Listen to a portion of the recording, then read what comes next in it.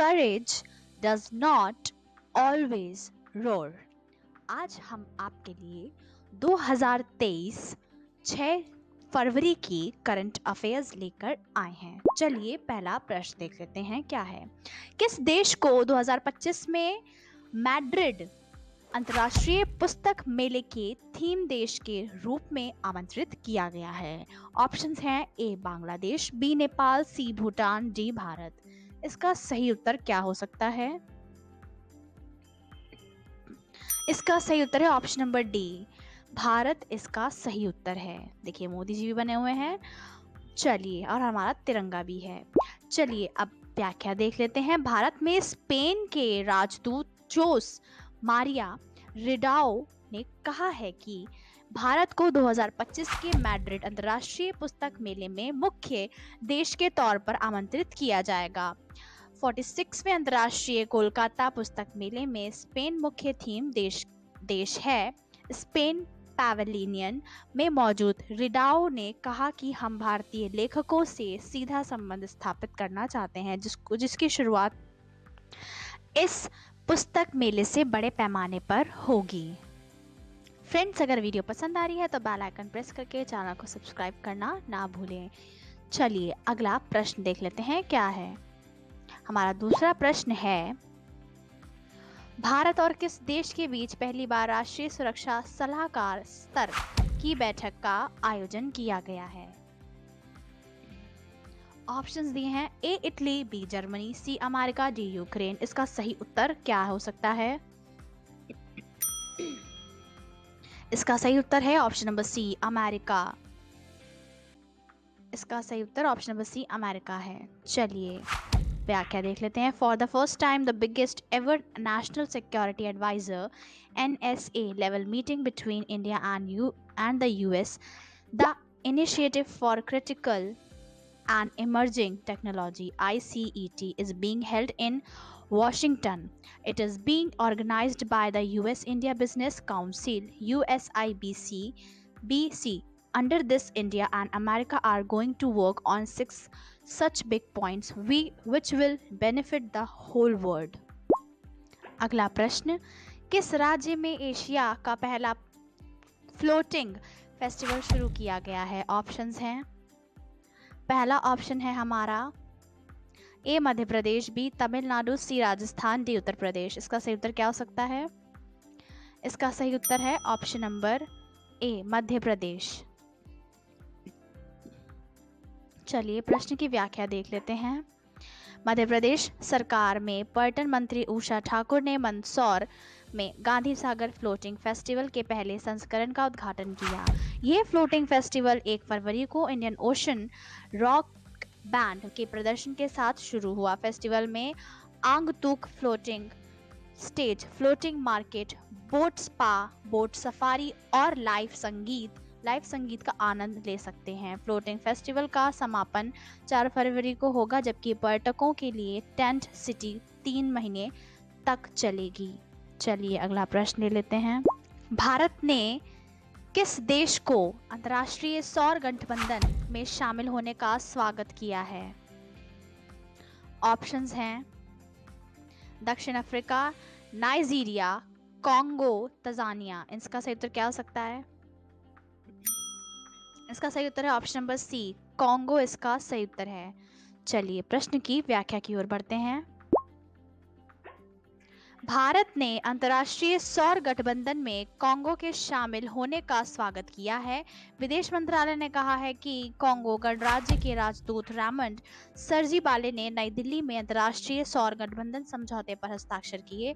इस अवसर पर आर्थिक राज्य नए विभाग के संयुक्त सचिव भी उपस्थित थे।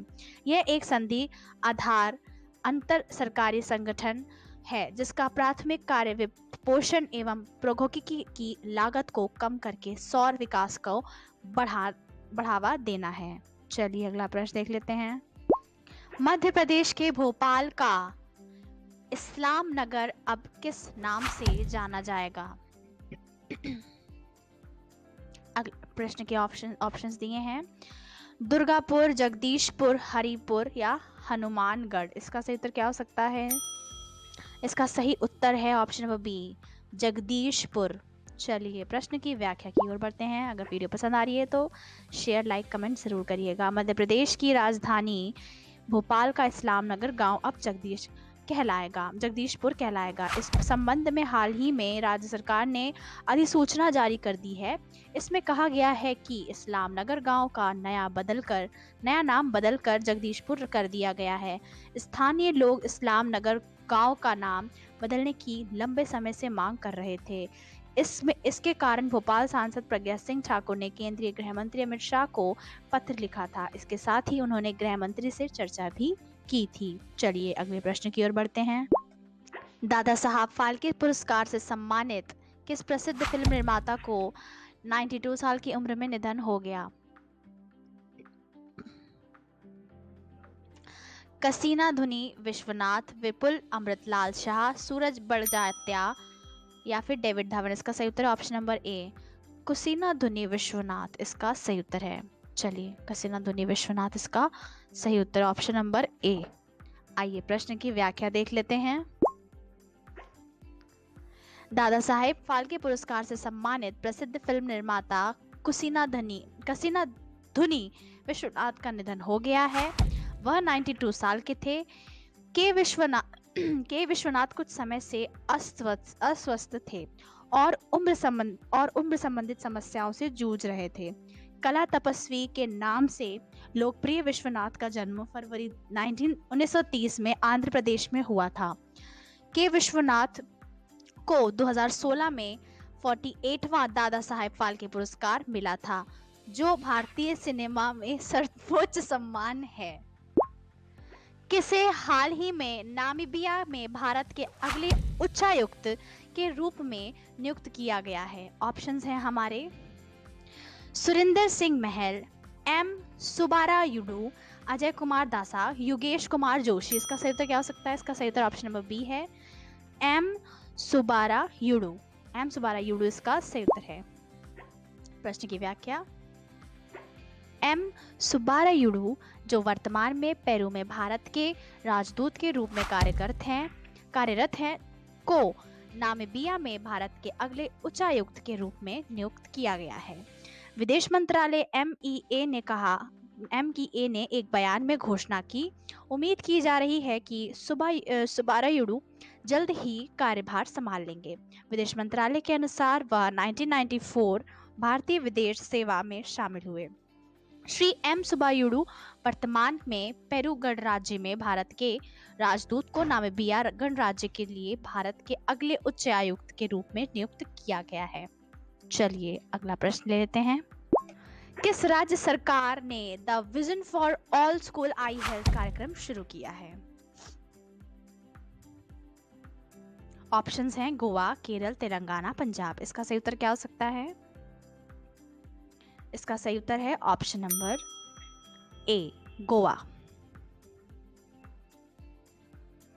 चलिए प्रश्न की व्याख्या देख लेते हैं। गोवा सरकार ने OneSight EssilorLuxottica foundation और प्रसाद नेत्रालय के साथ साझेदारी में vision for all school eye health programme launch किया है। कार्यक्रम सभी गोवा नेत्र स्वास्थ्य कार्यक्रम के लिए वर्तमान विजन का विस्तार है। Vision for all Goa eye health programme फरवरी 2021 में शुरू हुआ और इसके मासिक शिविरों ने 50,000 नागरिकों की जांच की और 16,000 लोगों को मुफ्त चश्मा प्रदान किया। चलिए अगला प्रश्न ले लेते हैं। केंद्रीय बजट 2023 से 2024 की 7 प्राथमिकताएं सप्तर्षि में शामिल नहीं हैं। ऑप्शंस हैं युवा शक्ति, हेल्थ सेक्टर, वित्तीय क्षेत्र या समावेशी विकास। इसका सही उत्तर है option number B, health sector इसका सही उत्तर है। ऑप्शन नंबर बी इसका सही उत्तर है। चलिए प्रश्न की व्याख्या देख लेते हैं। वित्त वर्ष 2023 से 2024 के लिए केंद्रीय बजट 1 फरवरी 2023 को वित्त मंत्री निर्मला सीतारमण द्वारा प्रस्तुत किया गया था। उन्होंने सरकार के लिए 7 प्राथमिकताओं को सप्तऋषि के रूप में संदर्भित किया। चलिए अगला प्रश्न ले लेते हैं, इसी के साथ आगे बढ़ते हैं। G20 समिट 2023 के लिए शेरपा कौन है? ऑप्शंस हैं ए अमिताभ कांत, मुकेश अंबानी, शक्तिकांत दास, श्री टीवी नरेंद्र। इसका सही उत्तर क्या हो सकता है? इसका सही उत्तर है option number A Amitabh Kant, इसका सही उत्तर है। चलिए प्रश्न की व्याख्या देख लेते हैं। ये अच्छा और आखिरी क्वेश्चन है हमारा आज का। व्याख्या है प्रश्न की, भारत के G20 शेरपा श्री अमिताभ कांत को 2 फरवरी को सुषमा स्वराज भवन में डिजिटल इंडिया मोबाइल वैन का डेमो दिया गया। G20 के डिजिटल इकोनॉमिक वर्किंग ग्रुप की पहली बैठक 13 से 15 फरवरी 2023 को लखनऊ में होगी। चलिए फ्रेंड्स, अगर आपको वीडियो पसंद आई है तो share this video, like this video and comment this video. Thank you for watching. Thank you.